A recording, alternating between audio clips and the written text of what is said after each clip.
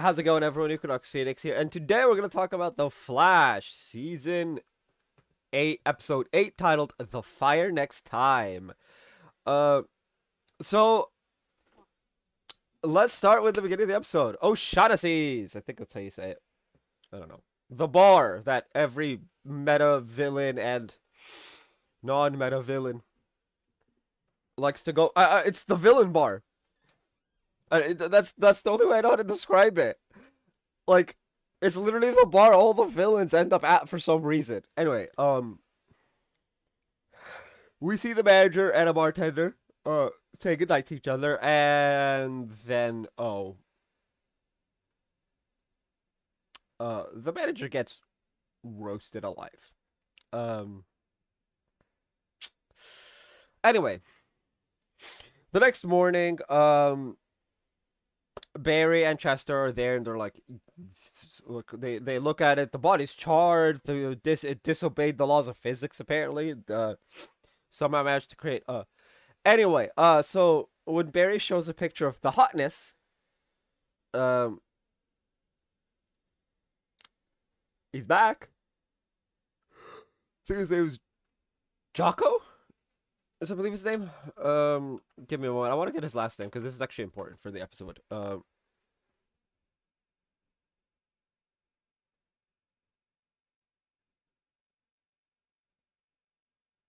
yeah, Jocko Birch. Anyway, Jocko Birch. She's like, yeah, he's the guy that was arguing with the manager. So Jocko is at work. He's working security detail for a band.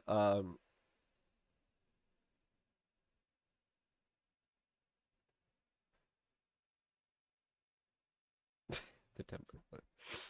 Apparently the last time Jocko was around was when Iris had powers. Before Godspeed. That one time where her and Barry switched.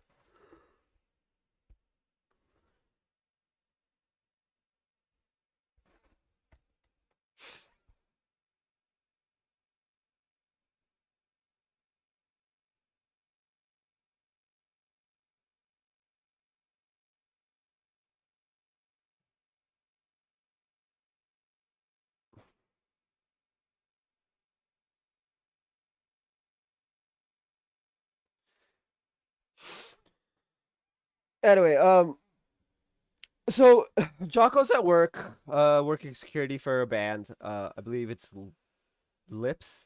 It's the show's version of Kiss, going by the logo. Um, and he's talking to his son, right? And his son is at that age, right, where it's like, oh, my parents aren't cool, um, that kind of thing. Where but Jocko's trying, right? Like the man is trying, and then the police show up, and when they get near his son Harold, he uses his powers to try and defend his son. The Flash comes in and knocks him into the water, and now in a very interesting twist, Jocko is screaming at the Flash that he's innocent and that the Flash has to believe him.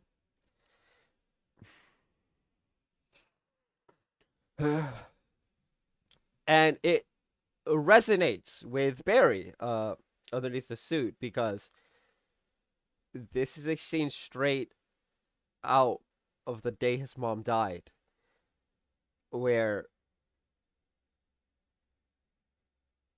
and this is actually mentioned later on in the episode. This is a scene straight out of the day his mom died, when Henry was arrested. So Barry goes to Cecile and is like, can you find out?" Uh, after Barry and Cecile question Jocko, Jocko escapes. Uh, it doesn't look good. He goes to confront Donna,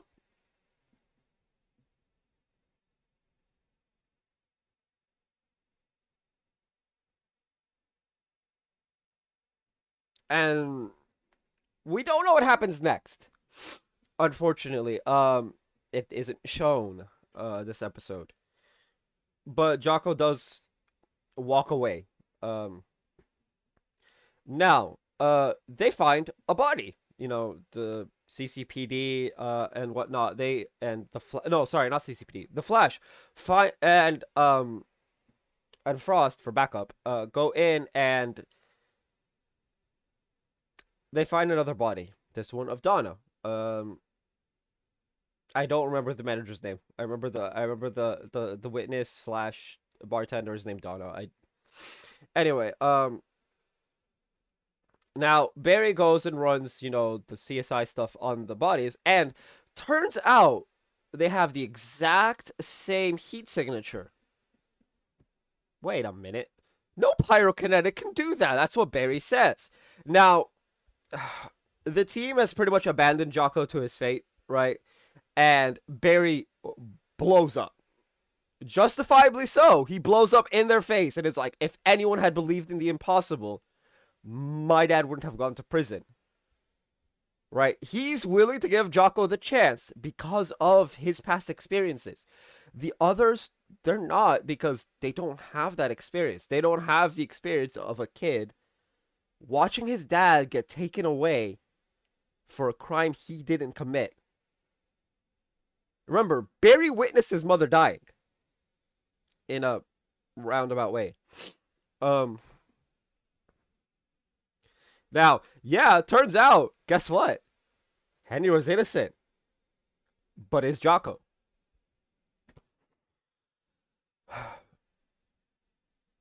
Now, Barry runs off. He's like, you know what? He's like, you know what? With or without your help, I'm going to free this man. I'm going to find the evidence needed to free this man. Like, Barry's just like, I'm going to do my part, right? Whether you guys do yours or not, I'm going to do mine. And he, you know, he flash speeds away. Cecile has called in Joe. And Joe comes in and he's like, ooh, I remember this board. Because Barry's looking at the board that he had all the evidence for his mother's murder and whatnot. But this time, Jocko is the innocent man. We don't know that he's innocent yet, so we get the quotes.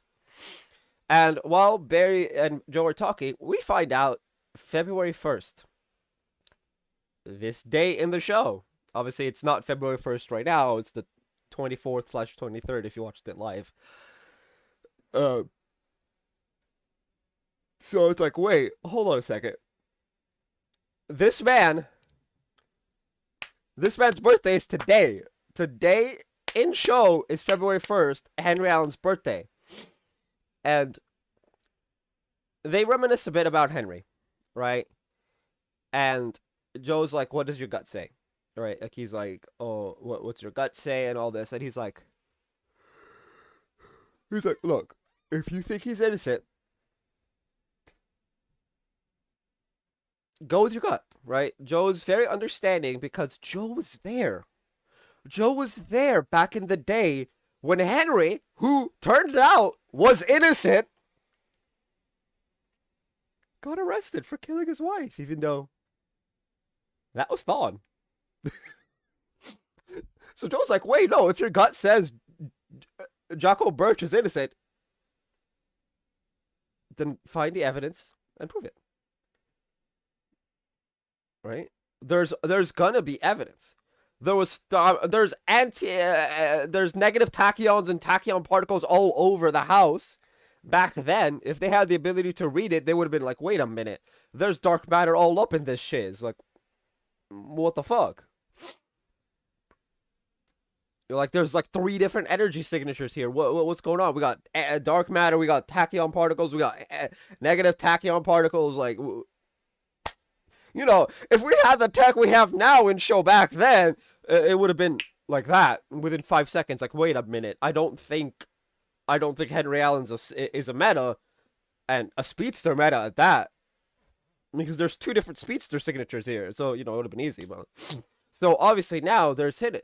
Now Chester sends Barry a text saying, you need to see this ASAP. Turns out The bodies weren't made with fire. They were burned with cold fusion. Wait a minute. Jocko can't doesn't have cold fusion powers. He's just normal fire. Jocko is innocent? The gasp. So yeah, turn and then Jocko kind of comes in towards the social services vehicle. He's like, "Give me back my son." Right, this man's like, nah. Give me back my son.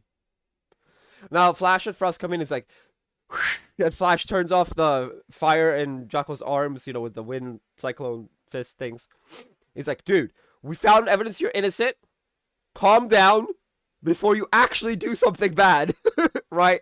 Unfortunately, Jocko's powers have essentially turned Central City into a volcano. Mount Dome is how Chester describes it. And so they're like, "Hey, look, I got an idea. There's a lot of heat. I'm going to relieve the pressure. The heat that comes out, you need to absorb it," right? He tells Jocko he needs to absorb the heat. So the Flash sinks into the ground, connects the lava with water, no more lava. And the heat that gets pushed up into the surface and out, Jocko absorbs it. He's like, "Yeah!" Like a stereotypical rocker. And then absorbs the heat. And it's like, "Hey." And so Harold comes up and he's like, "You use your powers to save us."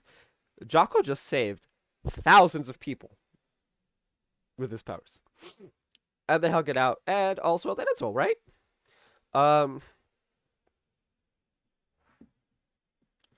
Barry and Cecile are now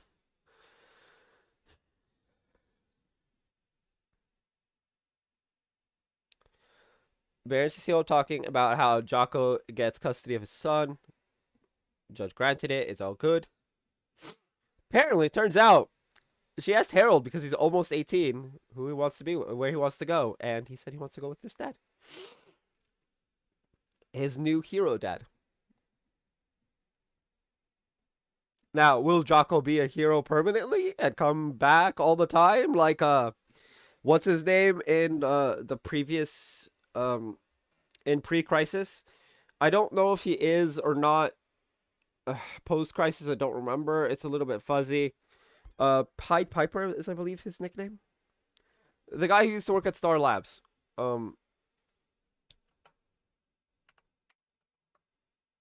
Hartley Rathaway, yes. I don't recall if he's part of Team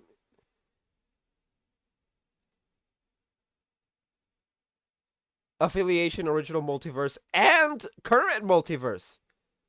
Team Flash, yeah.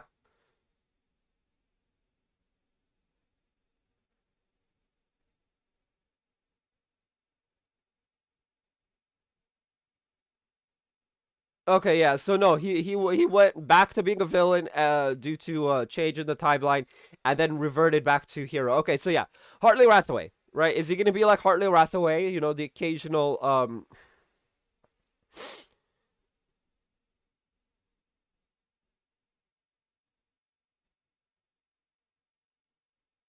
uh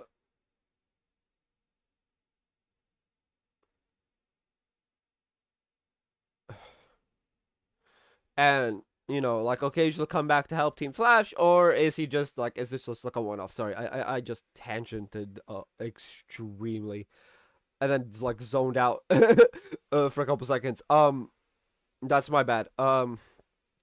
It is 3:16 in the morning. I couldn't sleep. Anyway, so is he gonna be like that or no? Who knows? That is up to the writers. I'm I don't care. Like I have no feelings one way or the other. It's Jock. It's the hotness, man. We've only seen him once before. It's not like with Frost or with Alice where like they're there a lot, and so we kind of grow to like the characters and appreciate their presence, and like, hey, can we get a redemption arc for them? And oh, Frost got it pretty quick, and the Batwoman writers are evil. Like, I'm sorry, the Batwoman writers are evil by comparison. Like, Frost got her redemption arc like that. right? Whereas Alice got tortured for an entire fucking season. Like, what the hell? The Batwoman writers are guilty of crimes against humanity in that regard. They literally tortured someone. Now, of course, Alice isn't a real person, blah, blah, blah. Who cares? They're still guilty. Anyway, Jocko and I think Harold as well come in. And they thank Barry and Cecile. Off tangent, back to the normal. This episode was pretty heavy, even without my tangents. It was pretty heavy. Um, and they go off home. Jocko thanks Cecile and Barry and the Flash for proving his innocence, and they go home. Now, Barry, Frost, and Chester are looking at the clear marker board that they have at Star Labs, and Barry tells Chester, see if you can find more victims using the data we have on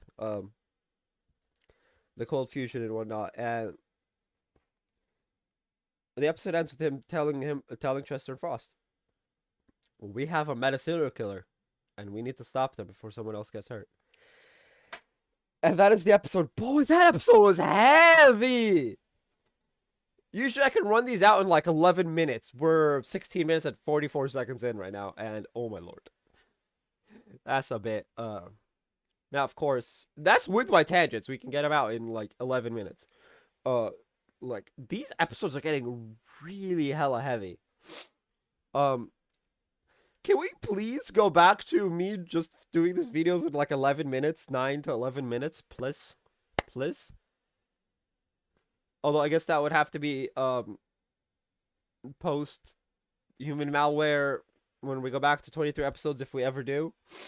Because that's what kept the episodes lighter. This extra like 5 minutes of too much happening is because Human Malware is condensing the season into like 18, 16 episodes. But anyway, it was pretty heavy. Oh, I almost forgot. I just remembered. No, there is one other thing that happened. Iris, there's two other things that happen. Iris assigns Allegra to help Taylor. Allegra kind of wrote her own story instead of talking to a social media influencer. Who gives a shit? In essence, backstabbing Taylor, and taking her byline. Taylor's reaction to this is, I'm going to destroy you. I don't like Taylor. She doesn't seem like, she doesn't seem like a good fit for a Central City citizen. Like, she feels like your generic news reporter. Like, I don't mean like Uber boss news reporter like Lois. No, I mean like your generic, I just want my monies type of news reporter. And I'm just like, I don't like Taylor. And she's like, you know what? I'm gonna destroy you. She straight up tells Allegra, I'm gonna destroy you. And Allegra goes to apologize afterwards. Iris rendered the riot act for abandoning Taylor mid interview with the social media influencer.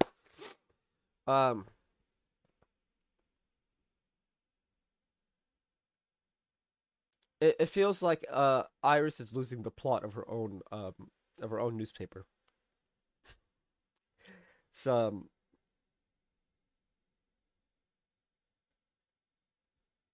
a bit much. But anyway, and Joe, Iris, and Barry reminisce about Henry and do a toast with light beer instead of champagne, because apparently Henry liked drinking light beer instead of champagne because light beer is cheap. Which, for a doctor, is kind of funny. But hey, a toast to Henry Allen. Barry's reminiscing, it gives off the feeling that Barry only had Iris as a friend when he was younger. I don't know if that's like an established canon in Arrowverse or not, but I swear when he's reminiscing, I'm like, my only thought was like, is Iris your only friend? Like, Was that a thing when you were a kid? Was Iris your only friend? Like, the neighbor's kid is his only friend. And I'm just like, wait, hold up. Is your wife the only friend you had as a child? Because that's amazing. I was a friendless loser as a child. And I had two friends. Were so I had two friends and a bunch of acquaintances. But still, like, yikes. Anyway, yeah, that's the episode. Yeah. It's interesting. So this is the first episode of the second graphic novel for Flash season 8. We're getting 3 this season instead of 2. I don't know how they're going to work 3 in. This is episode 8 with all the interlude episodes. I really don't know how they're going to do that in 16, 18 episodes, but Ayo, Eric Wallace hasn't really failed us yet. Outside of constantly bringing in Thawne. Ugh. To be fair, we still need the Flash disappears in Crisis, although thing. I don't know. I don't want Barry. No, Barry's not gonna disappear this time. So the Flash could possibly not end at all ever. Do I want it to be 10 seasons like a certain other show that I enjoyed very much as a child? Sure. Um would I prefer all 10 seasons be 23 episodes each? Most definitely. But needs must. Anyway, that is the entire episode. I swear I apologize for all the tangents. I feel like I just covered a movie. So while it is 3:30 in the morning, is anyone online?